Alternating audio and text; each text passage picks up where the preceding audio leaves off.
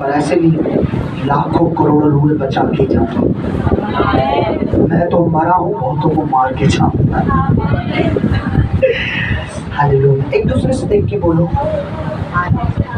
You know, आप जानते हो। एक दूसरे को बोलो, हाथ मिला के बोलो, आप जानते हो प्रभु तुझे बहुत, तो प्रभु के लिए अनमोल हीरा है। तुझे प्रभु खोना नहीं चाहता, सभी प्रभु को कभी मत खोना।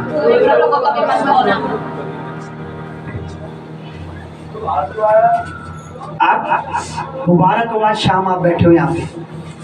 नहीं तो कुछ लोग शाम को हॉस्पिटल में बैठे होंगे, कुछ लोग आईसीयू में होंगे, कुछ लोग दुर्घटना में अपने बच्चे के मरने के लिए छाती, अपने पति के मरने का शोक।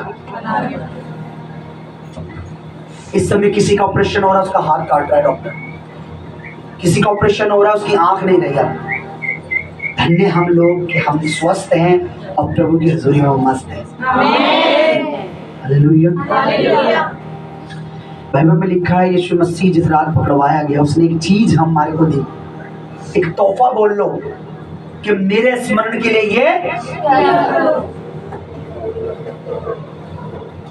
कि हम उसको भूल ना जाए, हम उसको भूल ना जाए। भाई मेरे फोन में क्यों नहीं बन रही? भैया नया फोन दिलाओ अलिसिया। पापा ये बात मत करना, बेटे मुझसे हो गया है, बहुत जल्दी भर जाता है। वो कह रहा बहुत जल्दी कलीसिया भी तो भरने वाली है। आमीन आमीन आमीन। अब मैं कुछ चीज बताता हूँ कि ध्यान से सुनना, मेरी इस बात को समझना। प्रभु ने क्यों कहा कि, क्यों ये चीज बोली कि प्रभु भोज जो है ये कोई रिवाज नहीं है, रीति रिवाज। एक क्रिश्चियन, ईसाई, मसीह रीति रिवाज नहीं, ये हमारी जिंदगी का एक पार्ट है, हिस्सा है। एक मसीह होने के नाते अगर हम ये नहीं करते, इसमें शामिल नहीं होते, तो हम आत्मा में मरे हुए मसीह हैं। हमने से किसी ने ना अपनी जात बदली, ना अपना संसारिक बाप बदला, ना अपनी धर्म बदला। हमने अपनी जिंदगी को, पुरानी जिंदगी को उतार लिया और नया लिबाज पहन लिया। हमने मसीह को पहन लिया। सभी बोलो हालेलुया। हालेलुया। एक दूसरे से जोर से बोलो, आज अगर थोड़ा लेट भी हुए तो तेरी आशीष जल्दी आने वाली है, जो तूने प्रभु से मांगा है। आमीन। बिलीव करते हो? यस। हालेलुया। तो प्रभु ने क्या कहा कि मेरे स्मरण के लिए ये क्या करो। अब स्मरण को हम इंग्लिश में क्या बोलेंगे? Remember me. उसको क्या कहेंगे? मुझे याद रखने के लिए, याद रखने के लिए। आप मुझे बताइए कि खुदा क्यों नहीं चाहता हम इसे भूले? बताइए।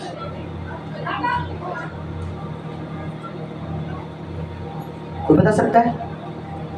परमेश्वर चाहता है कि हम ये याद रखें कि वास्तव में वो हमारे लिए मरा, किस लिए? कि हम जीवन पाए। उसने कोड़े खाए कि हम चंगे रहे। हम इसको भूले ना। जब संसार का कोई, जब हम संसारी थे, संसार का जब कोई त्योहार आता था तो हमें याद आता था, हाँ हमें क्यों मना रहे हैं, इस दिन उसने ये हुआ था, है ना? हम जब संसार के थे, जब संसारी किसी मेले में जाते थे, हमें याद आता था ये मेला किस लिए लगा है, इसलिए। प्रभु यीशु मसीह चाहता है कि हम ना भूलें, जब भी हम उस प्याले में शामिल हो, उस बदन में शामिल हो, हमें याद आए कि मैं स्वर्ग किस लिए जा रहा हूं, क्योंकि मेरे लिए मेरे प्रभु ने अपनी जान दी है। मैं चंगा क्यों हूं, या मैं चंगाई क्यों पाऊंगा? कि मेरे लिए उसने अपने पीठ पर फोड़े खाए। मैं धर्मी क्यों हूं, पवित्र क्यों हूं? क्योंकि उसने मेरे सारे अधर्म को, मेरे पाप को अपने ऊपर लिया। अब जब हमने बपतिस्मा लिया, उससे पहले हमें एक वचन पढ़ाया गया कि निश्चय उसने हमारे रोगों को सह लिया और हमारे अधर्म को अपने ऊपर उठा लिया। हम तो सब भेड़ों के समान भटके हुए थे, यही वचन था, यही सुसमाचार था कि उसी के कोड़े खाने से तुम लोग चंगे हुए। प्रभु चाहता है हम इस चीज को याद रखें। एक सबसे ज्यादा अगर कोई किसी से मोहब्बत करता है तो वो उसे अपनी निशानी देता है कि ये निशानी तुझको याद दिलाएगी कि मैं तुझसे बहुत, है ना। दिल देने की बात हर कोई करता, दिल देना नहीं, दे नहीं पाएगा कोई। दिल निकाल दे तो बंदा डेड है। कहते हैं ना यार तू मेरा दिल ले ले, है ना, ला भाई दे दे, फिर उसके बचेगा क्या, तो मर गए। और उसे बोलो भाई दिल तो वापस ले ले, अब कुछ काम का नहीं।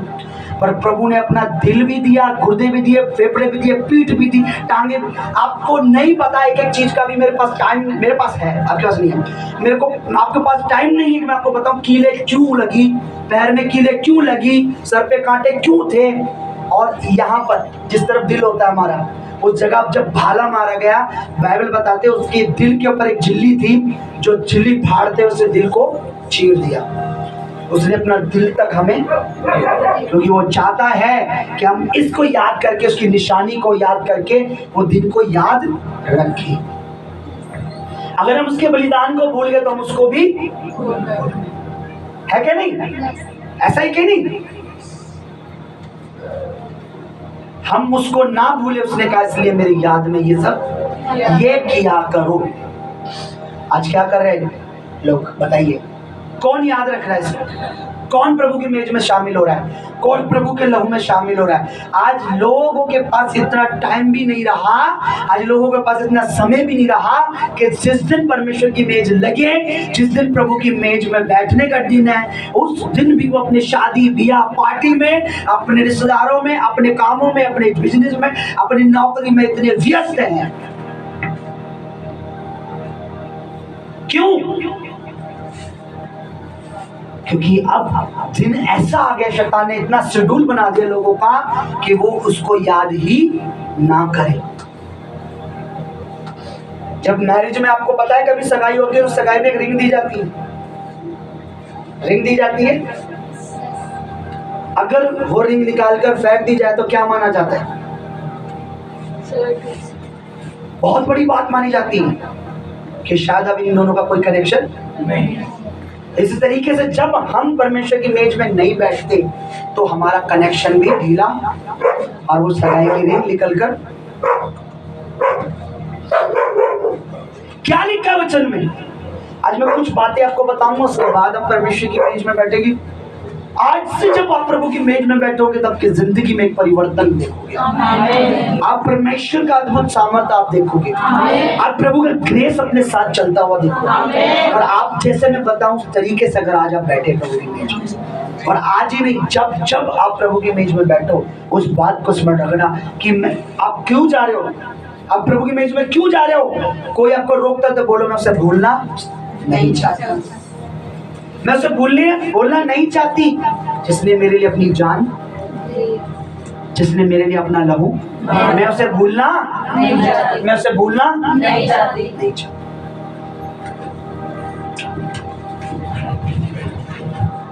सबसे पहले मैं चाहता हूँ वचन हम पढ़ें।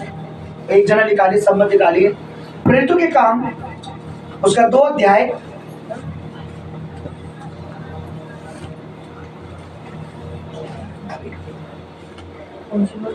प्रेरितों के काम उसका 2 अध्याय 37 से मैं पढ़ रहा हूं, ध्यान से सुनिए। तब सुनने वालों का हृदय छिद गया और वे पतरस और शेष प्रेरितों से पूछने लगे, भाइयों हम क्या करें? पतरस ने उनसे कहा, मन फिराओ और तुम में से हरेक अपने अपने पापों की क्षमा के लिए यीशु के नाम से बपतिस्मा ले, तो तुम पवित्र आत्मा का दान पाओगे। यानी यहाँ हिंदी में ट्रांसलेट थोड़ा गलत है, इंग्लिश में लिखा है तुम पवित्र आत्मा का गिफ्ट या पवित्र आत्मा से गिफ्ट पाओ। ठीक है, तोहफा। ओके, क्योंकि ये प्रतिज्ञा तुम और तुम्हारी संतानों और उन सब दूर दूर लोगों के लिए जिनको प्रभु हमारा परमेश्वर अपने पास बुलाएगा। हम लोगों के लिए हमें प्रभु ने अपने पास बुलाया। आप इत्तेफाक से कलीसिया में भटकते हुए आपको प्रभु ने अपने पास खींचा है। आमीन। तुमने उसे नहीं, उसने तुम्हें चुना है। हालेलुया। दूर दूर के लोगों के लिए भी है जिनको प्रभु हमारा परमेश्वर अपने पास बुलाएगा। उसने बहुत और बातों से भी गवाही देकर समझाया कि अपने आप को इस टेढ़ी जाति से बचाओ। अब सुनो, अब जिन्होंने उसका वचन ग्रहण किया उन्होंने बपतिस्मा लिया और उस दिन 3000 के लगभग 3000 मनुष्य उनमें लगभग उनमें मिल गए। अब सुनिए, कितने लोगों ने बपतिस्मा लिया? कितने लोगों ने बपतिस्मा लिया? बपतिस्मा लेने के बाद बहुत से लोगों को लगता है बपतिस्मा ले लिया अब काम खत्म, है ना? जैसे कि गंगा नाली तो पाप, ऐसे तो होता है ना? अब लगता है कि बपतिस्मा ले लिया काम खत्म। आप प्रभु के भवन में जाएं या ना जाएं, चर्च में प्रभु की हजूरी में बैठे ना बैठे, प्रभु के भवन में टाइम दे या ना दे, कोई फर्क नहीं पड़ता, क्योंकि हमारा तो काम बन गया। अब हमने बपतिस्मा ले लिया, अब हम कुछ भी करें स्वर्ग में तो जाना कंफर्म है ही, है ना? ठप्पा तो लग गया, मोहर तो लग गई है कि हम स्वर्ग में तो जाएंगे ही जाएंगे। ओके, लेकिन ध्यान से सुनिए यहाँ क्या लिखा है। मैं चाहता हूँ आप वचन से सीखे, वचन को समझे, वचन पर चले और बरकत से भर जाए। अतः जिन्होंने उसका वचन ग्रहण किया उन्होंने बपतिस्मा लिया और उसमें 3000 मनुष्य लगभग उनमें शामिल हो गए और वे प्रेरितों से शिक्षा पाने, बोलो शिक्षा पाने, टीचिंग पाने, है ना, एजुकेशन पाने। पहला क्या? शिक्षा। बपतिस्मा के बाद क्या कर रहे थे वो? फर्स्ट शिक्षा पाने। अब सेकंड सुनिए, और संगति रखने। बोलिए बपतिस्मा के बाद क्या? शिक्षा पानी और संगति रखनी, ठीक है। और रोटी तोड़ने, रोटी तोड़ना है प्रभु भोज। पहला क्या? पहला क्या किया उन्होंने? बपतिस्मा लिया, ठीक है। उसके बाद अपने अपने घरों को चले गए और फिर कभी चर्च में मुंह नहीं दिखाया। फिर पादरी साहब से कभी दुआ सलाम नहीं हुई। रास्ते में पादरी को देखा, मुंह मोड़ लिया, ये वो पूछेगा चर्च क्यों नहीं आया। लिखा है बपतिस्मा पाके उन्होंने पहला काम जो किया बपतिस्मा, दूसरा उन्होंने जो काम किया वो शिक्षा पाते थे। वो आकर प्रभु के दासों से, प्रेरितों से संगति रखते थे, शिक्षा पाते थे, सीखते थे और संगति रखते थे। आप बताइए, बच्चा जब पैदा होता है यूं छोड़ देते हैं अपने आप चल लेगा? नहीं। अपने आप खाना खा लेगा? अपने आप पोटी धो लेगा? या बच्चा जब पैदा उसे जरूरत पड़ती है मालिश की, देखभाल की। आज लोग सबसे बड़ी गलती क्या करते हैं? बपतिस्मा लेने के बाद अपने आप को शिक्षा में निपुण परफेक्ट नहीं करते कि वो प्रभु की शिक्षा पाए, इसलिए कई लोग बैकस्लाइड हो जाते हैं। बैकस्लाइड को हिंदी में कहते हैं प्रभु से फिर जाना, प्रभु से मुड़ जाना, प्रभु को छोड़ देना, क्योंकि वो शिक्षा नहीं पाते। थोड़ी सी विपत्ति आती है, थोड़ा शैतान अपना कुछ तांडव करता है, थोड़ा सा दुष्ट आत्मा कुछ दिखाती है, उसके बाद वो प्रभु से फिर जाते हैं, क्योंकि वो शिक्षा नहीं पाते। लेकिन पहला बपतिस्मा लेने के बाद में जो काम किया वो प्रेरितों से, प्रभु के दासों से शिक्षा लेते थे, संगति रखते थे और प्रभु भोज लेते थे और प्रार्थना करने में प्रभु के दासों के साथ लगे हुए थे। लॉलीन थे। लॉलीन को क्या बोलेंगे इंग्लिश में? ये तो मगन नहीं। लॉलीन का मतलब होता है कि बिल्कुल उनके साथ जुड़े रहते थे, एक मन एक चित होकर। अगर प्रभु के दास के आज उपवास है तो सब उपवास में बैठे हैं। प्रभु के दास ने बोला आज प्रार्थना होगी तो प्रार्थना में बैठे, आज आराधना तो आराधना में। वो लॉलीन थे। यही क्वालिटी उनके अंदर जब आई तब वो आत्मा में बढ़े, प्रभु में बढ़े। आपने बपतिस्मा ले लिया, आप शिक्षा नहीं ले रहे। मैं हमेशा से कहता हूं बपतिस्मा से पहले आपने जो भी शिक्षा ली वो शिक्षा नहीं थी, वो तो मसीह तक पहुंचने के लिए आपको एक क्या कहेंगे उसे, एक एग्जाम्पल, एक जरिया था। और अब जब मसीह में नया जन्म लिया है, अब से तुम्हारी शिक्षा चालू होगी। कोई भी शिक्षा, कोई भी संडे, कोई भी शुक्रवार मिस मत करना। कोई भी दिन मिस। यहाँ तो ये नौबत आ गई है कि संडे के लिए मुझे हाथ पैर जोड़ के रोकना पड़ रहा है लोगों। मैं सच बता रहा हूँ, मैं प्रभु की मेज पे बैठा हूँ, मैंने हाथ पैर जोड़े कि संडे रुक जाओ, कुछ तो मिलेगा तुम्हें। और लोग ऐसे भी हैं जो दूर दराज से, वो कहाँ चले जा रहे हैं, पंजाब जा रहे हैं। कहाँ से आप उधर मिलोगे, कहाँ से, राजस्थान से, कहाँ से आओ, हरियाणा से, कहाँ से आए हो, फलान जगह से, कहाँ से आओ, कहाँ से, नेपाल से, कहाँ से आए हो, लंदन से। वहां से कहाँ आ रहे हैं, प्रेरित के पास। हालेलुया।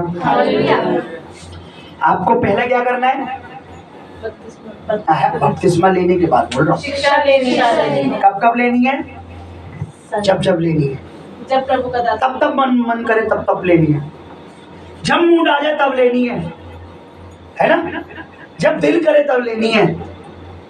क्या लिखा है, वो लो लीन थे, कंटिन्यू। आपको कंटिन्यू प्रभु की अधीनता में रहना है, शिक्षा लेनी है। दूसरा संगति। आज लोग संगति नहीं रखते। आज लोग घरों, हम तो घर में प्रेयर कर लेते हैं जी, संडे नहीं आए हम तो घर में प्रेयर कर लेते हैं। अच्छा, तो घर में बपतिस्मा क्यों नहीं ले लेते? थोड़े दिनों में लगा घर अपने ऐसे ही करेंगे लोग, खुद अपनी बीवी को, खुद अपने बच्चों को बपतिस्मा दे। हमें पास्टर की जरूरत, प्रभु के दासों की जरूरत नहीं। हम वो भेड़े हैं जो हम खुद ही चरवा हैं और खुद ही चलती हैं। कभी बताइए दुनिया में ऐसी कौन सी भेड़े देखी है गुरु के जिसका चरवाना हो? बताइए, कोई भी एक जगह बताइए। हर भेड़ का, हर एक किसी का कोई ना कोई चरवा होता है। आज ऐसा माहौल आ गया है, लोग, अभी मैं थोड़ी देर में, लोग घरों में प्रभु बोझ लेते हैं, कलीसिया में अरे हमारे पास सही है प्लान। मैं मानता हूँ कुछ कलीसिया में पास सही नहीं हो सकते, पर कुछ तो ऐसे हैं जो आज भी प्रभु का भय मानते हैं। पहला क्या करना है आपने, शिक्षा कब लेनी है, 6 महीने में एक क्लास। दूसरा आपने संगति रखनी है। पता संगति क्यों रखनी है? मैं अभी बीच में आपको शायद प्रचार करता, पर मैं बता देता हूँ कि छुपाऊं ना। बाइबल में लिखा है जो प्रभु की संगति में रहता है वो प्रभु की संगति में प्रभु की तरह बनता जाता है।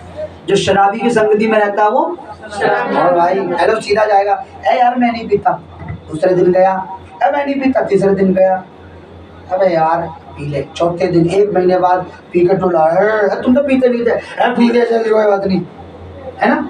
किसकी संगति में था वो, शराबी। क्या बन गया, अब जुए की संगति में जो होगा, यार मैं नहीं खेलता है भाई, पैसे जिम में है, बड़ी मेहनत से, अरे एक बार दाव लगा, अरे नहीं कल एक बार फिर आ गया, खड़ा होकर देख रहा है, अच्छा इसका, इस वाले का आ गया, एक बार में 500 हो गए इसके, यार नहीं यार नहीं, बहुत मेहनत से। तीसरे दिन हो गई, उसका 1000 का दाव लग गया, यार भाई मेरा भी लगाइए 50 का, वो बर्बाद हो गया।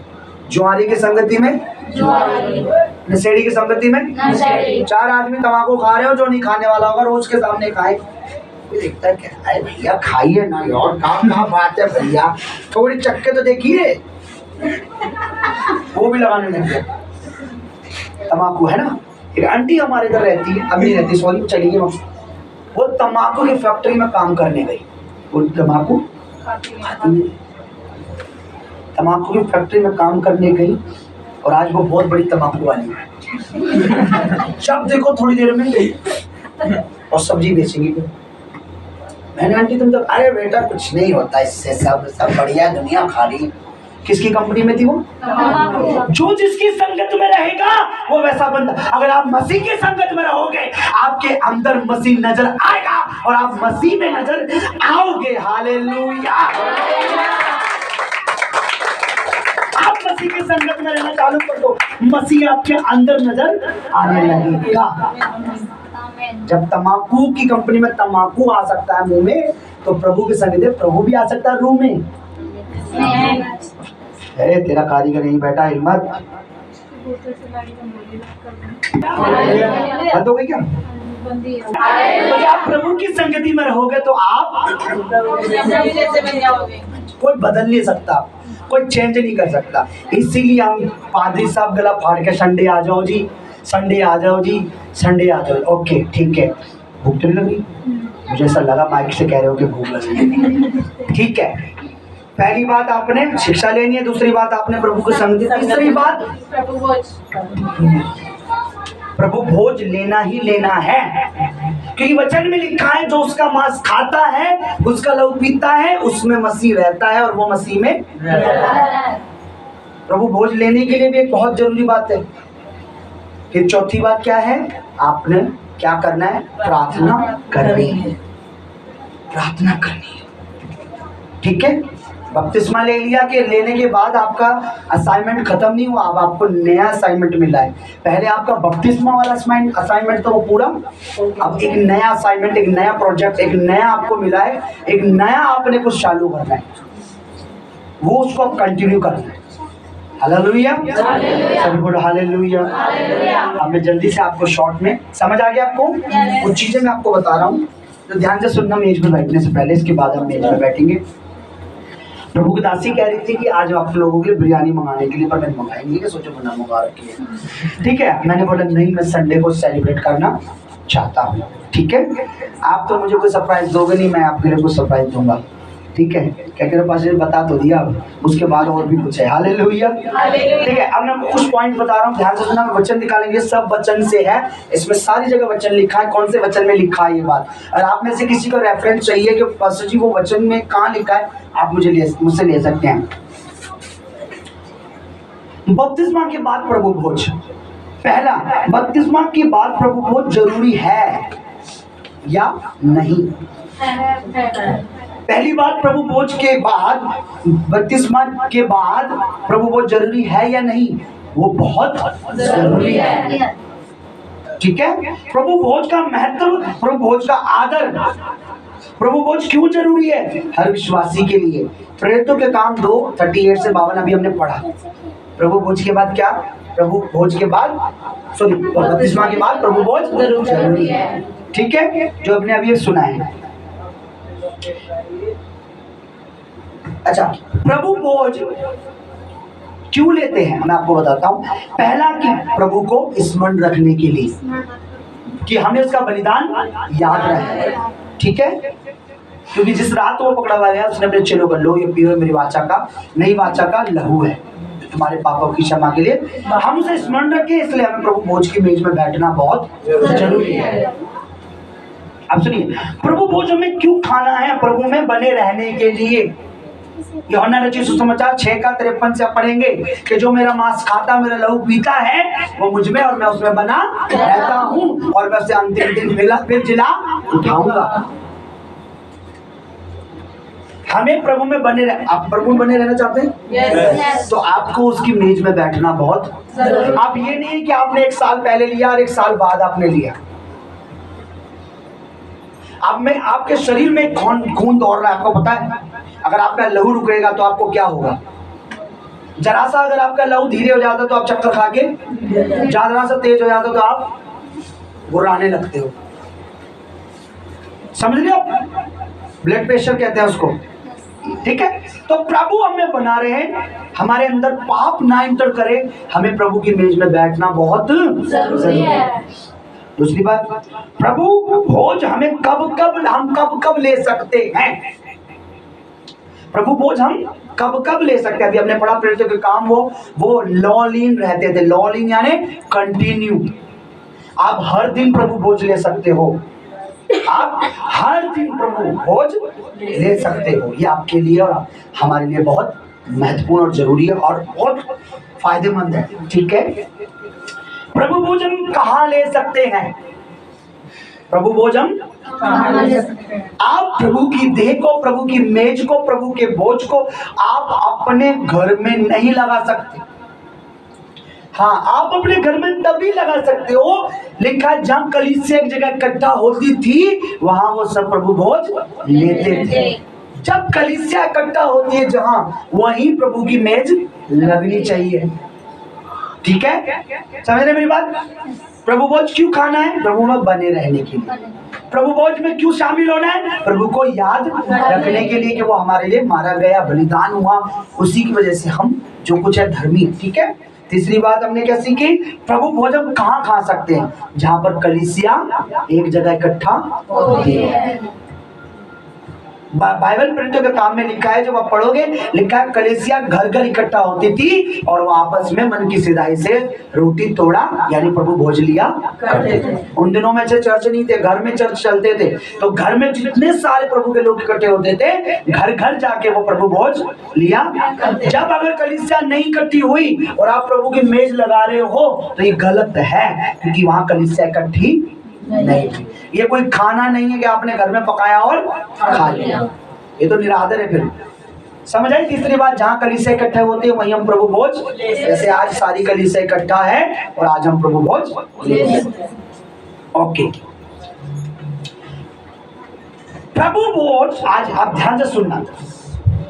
कुछ YouTube पे मैंने देखा, कुछ लोगों में मैंने देखा प्रभु भोज कितने प्रकार का है। इस बात को ध्यान से समझना।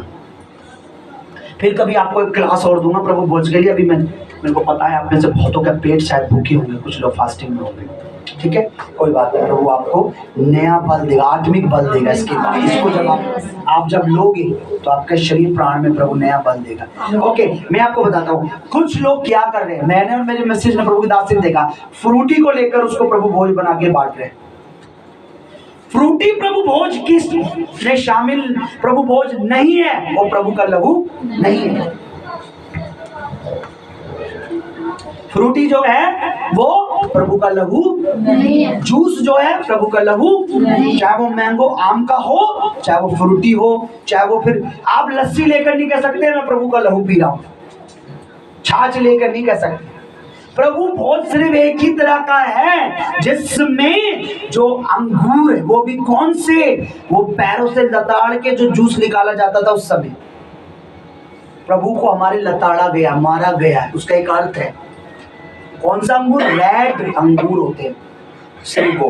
दूसरा, प्रभु के देह आज क्या कर रहे हैं लोग, बंद भी दे देते हैं कई चर्चों में। आप में से कितनों ने खाया बंद प्रभु भोज नहीं है। एक जगह तो मैंने देखा बिस्किट दे रहे, पार्ले जी बिस्किट प्रभु भोज नहीं है, ये प्रभु के देह का निरादर है। और पासवान मूर्ख है जिसको यही नहीं पता कि प्रभु भोज क्या है, क्योंकि बंद में खमीर मिला के ही बंद फूलता है, बिना खमीर के बंद ब्रेड कभी फूलती नहीं है। लोग क्या करते हैं, एक सिस्टर को मैं देखा वो अपने घर में ब्रेड लेती थी, ब्रेड तोड़ती थी और कहती है प्रभु भोज है, और रूह अफ़ज़ा की बोतल लेती थी, रूह अफ़ज़ा को डालती थी, कहते ये प्रभु का लहू। बताइए वो निरादर है या नहीं? जबकि इस अंगूर का और इस रोटी का, अखमरी रोटी का अगर मुझे आप मौका दो ना, अगर रात भर आप मुझे सिर्फ 12 बजे तक का टाइम दे दो, मैं आपको पूरा समझा दूंगा कि रोटी का मतलब क्यों ये रोटी ऐसे बनती है, क्यों ये लहू ऐसा बनता है, इसका कारण क्या है। मुझे सिर्फ 2 घंटे का टाइम दो। आप 1 बजे घर जा सकते हो पर आप 2 घंटे मुझे पता। तो प्रभु का जो देह है वो आप बंद ब्रेड नहीं खा सकते, बिस्किट तोड़ के आप नहीं कह सकते ये प्रभु की देह, ठीक है। लहू को आप फ्रूटी, एप्पल का जूस, इसका जूस, उसका। अब कई लोग कहते हैं गांव में वहां नहीं मिलता तो क्या करते हैं, फ्रूटी मंगा लेते हैं, प्रेयर करते हैं, सबको कहते हैं लो पियो। प्रभु ने दाख का रस लिया, अंगूर का रस दिया। दाख का रस का एक मतलब है बाइबल में, क्यों प्रभु ने अपने खून की तुलना उससे की।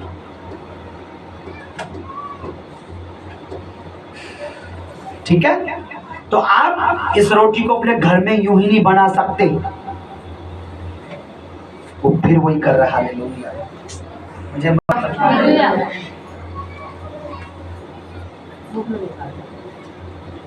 हालेलुया। तो आप प्रभु की देह में यूं ही बैठ, आप बताइए 4 महत्वपूर्ण बात मैंने बताई जिसको आपने समझा। पहली बात, प्रभु भोज में हमें क्यों शामिल होना, बताइए। ताकि हम स्मरण रख सकें। पहला, हम उसके बलिदान को कभी भूले ना। दूसरा बताइए, ताकि प्रभु हम में और हम प्रभु में। चौथा, तीसरा बताइए। अभी तो बताया मैंने, तीसरा बताइए। हम ऐसे नहीं ले सकते कुछ भी प्रभु। उससे पहले बताइए। लोलिन रहता हूँ। ना बस कोने में बैठे रहो। तीसरा मैंने बोला आप प्रभु भोज हर जगह जहाँ कलीसिया इकट्ठा होती है वहीं प्रभु की मेज लगती है। चौथा बताइए, अभी जो बोला वो बताइए। जो मैसे नहीं ले सकते, कुछ भी बिस्किट पार्ले ब्रेड बंद आप नहीं ले सकते।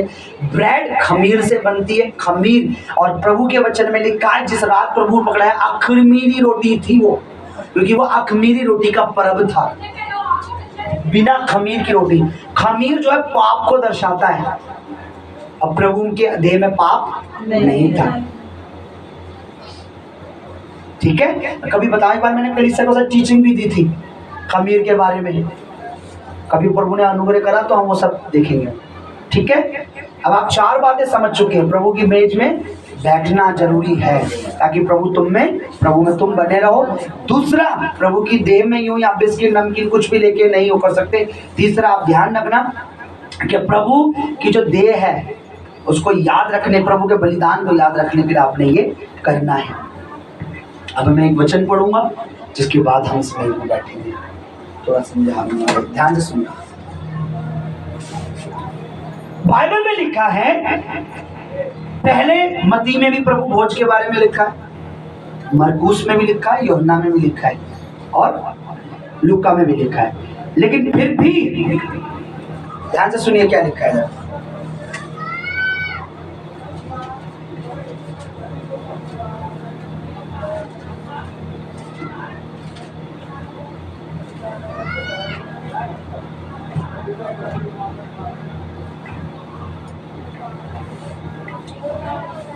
एक चीज, इसे बंद करो। प्रभु भोज में शामिल करते हो, पवित्र आत्मा ने मुझे कुछ बात स्मरण कराई, उसको बोला कि लोग उसको कुछ बात जो है।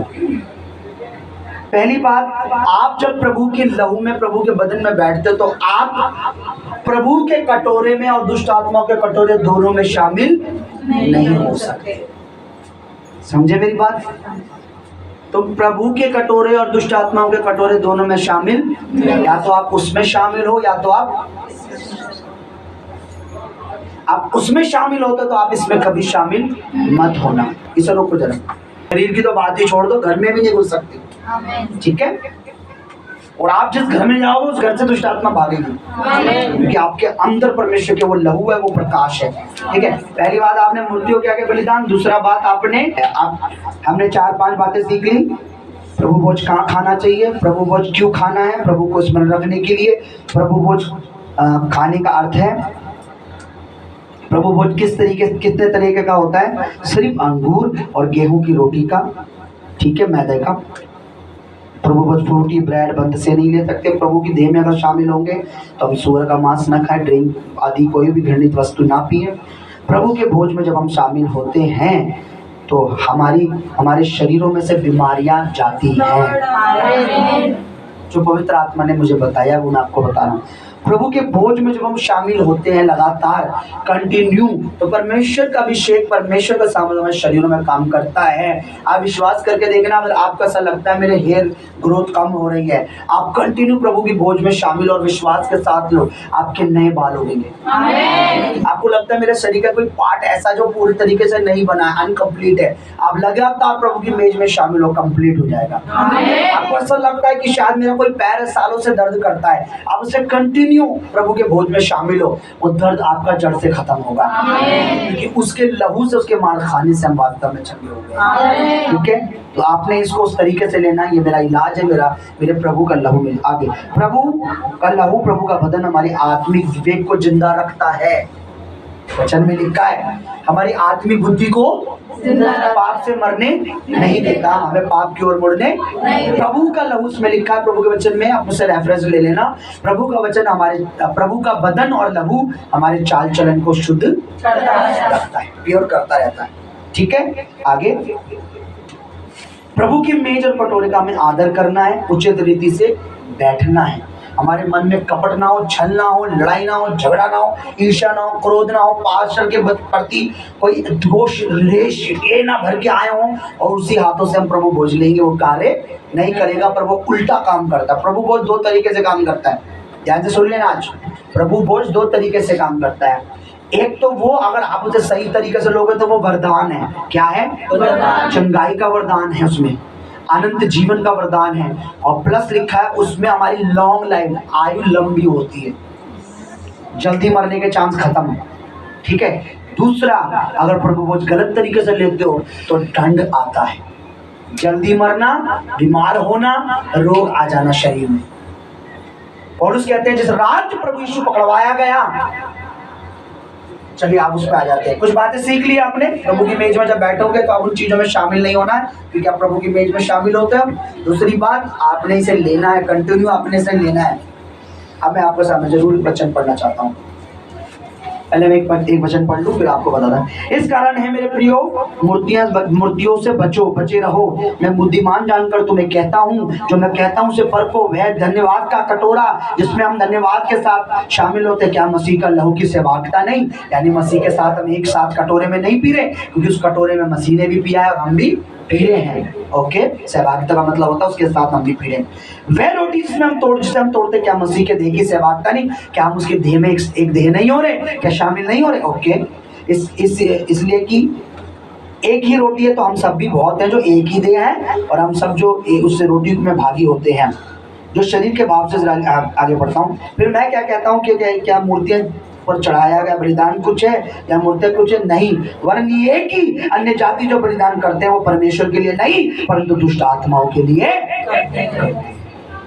जो मूर्तियों पे करते हैं वो मूर्ति नहीं, वो दुष्ट आत्माओं का बलिदान करते हैं। ठीक है, करते हैं। और मैं नहीं चाहता कि तुम दुष्ट आत्माओं के साथ सहभागी हो, है ना? और उस कहता है, पवित्र आत्मा कहता है कि हम दुष्ट आत्माओं के साथ सहभागी नहीं। तुम प्रभु के कटोरे और दुष्ट आत्माओं के कटोरे दोनों में से नहीं पी सकते। पहला कुरिन्थियों 10 अध्याय पढ़ लेना उसको पूरा। तुम प्रभु की मेज और दुष्ट आत्माओं की मेज दोनों में सहभागी साझी नहीं हो सकते। क्या हम प्रभु को क्रोध दिलाएं?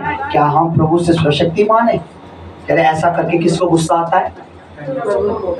एक तरफ तो ये सुअर का मांस खा रहा है, एक तरफ मेरी, एक तरफ ये दारू ड्रिंकिंग, एक तरफ मेरी, एक तरफ तो ये क्या कर रहे हैं, प्रसाद ले रहा है, एक तरफ मेरी। ठीक है, उसमें शामिल नहीं होना। अब आखिरी वचन हम पढ़ेंगे, समझ आ गई? कुछ भी मैंने अपनी तरफ से नहीं बोला।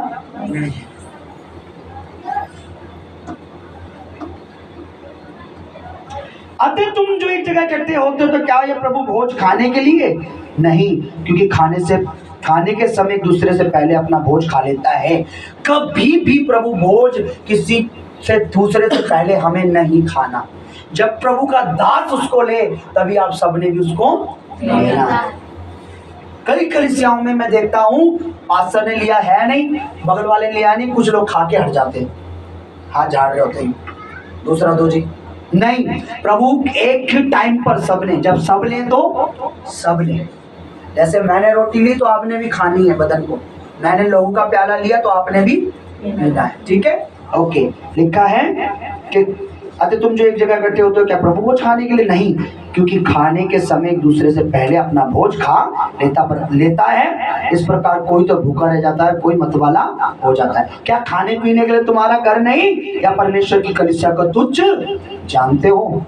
प्रभु के भवन को तुच्छ नहीं जानना, और जिनके पास नहीं उन्हें लज्जित करते हो। मैं तुमसे क्या कहूँ? क्या इस बात में मैं तुम्हारी प्रशंसा करूँ? नहीं, मैं तुम्हारी प्रशंसा नहीं करता, मैं तुम्हारी तारीफ नहीं करूँगा। अब सुनो, क्योंकि ये बात मुझे प्रभु से पहुंची।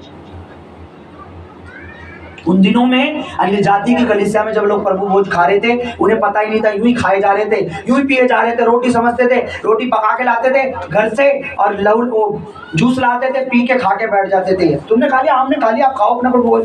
उन्हें पता ही नहीं था प्रभु भोज क्या है। तो पौलुस ने कहा, ये बात मुझे किससे पहुंची? किससे पहुंची? प्रभु ने उससे दोबारा बताया। 4 बार लिखा सुसमाचार में। फिर प्रभु यीशु मसीह पौलुस के पास आया कि ये मेरी देह का, मेरे बदन का निरादर कर रहे हैं। लिखा, ये बात मुझे प्रभु से पहुंची और मैंने तुम्हें भी पहुंचा दी कि प्रभु यीशु ने जिस रात में पकड़वाया गया रोटी ली और उसने धन्यवाद करके तोड़ी और कहा, ये मेरी देह है जो तुम्हारे लिए, मेरे स्मरण के लिए ये। इसी रीति से उसने ब्यारी के पीछे कटोरा भी लिया और कहा, ये कटोरा मेरे लहू में नहीं वाचा है, जब कभी पियो तो मेरे स्मरण के लिए यही किया। एक दिन बताऊंगा आपको वाचा का मतलब क्या है। वाचा क्या है? वाचा बहुत तगड़ी चीज है। इस जो प्रभु की वाचा में आ जाता है उसको क्या प्राप्त होता है? वाचा बहुत बड़ी बात है। जब कभी पियो तो मेरे स्मरण के लिए ही किया, क्योंकि जब कभी तुम ये रोटी खाते इस कटोरे में पीते तो प्रभु की मृत्यु को जब तक बनाए प्रचार करना। क्यों खाते हम? प्रभु की मृत्यु को प्रचार। ये प्रभु हमारे लिए मारा गया, गाड़ा गया है ना, हम यही तो करते हैं जब भी खाते पीते।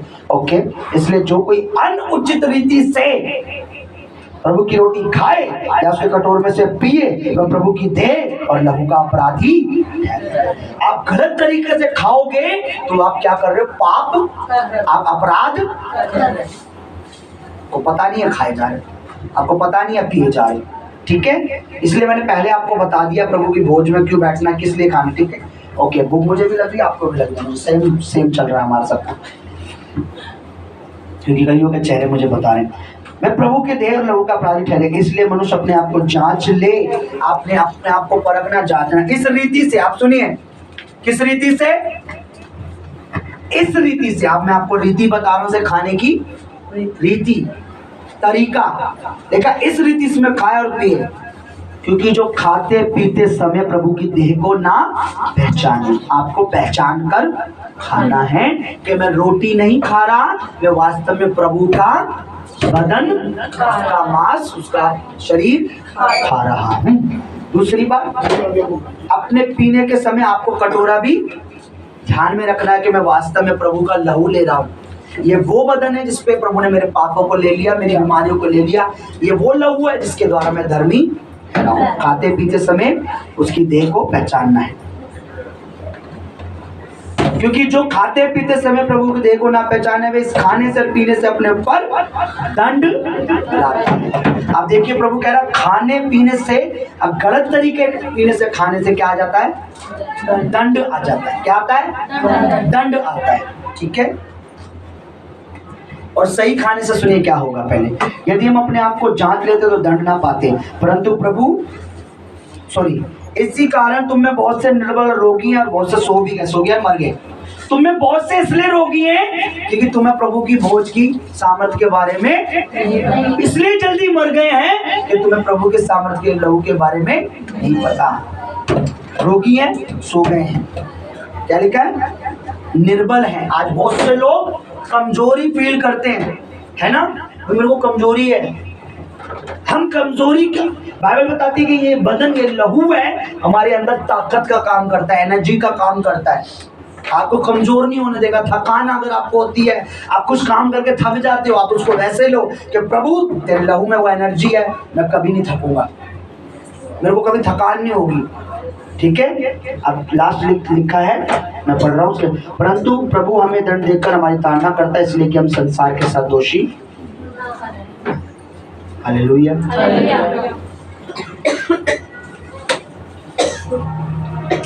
अब आपकी मर्जी है।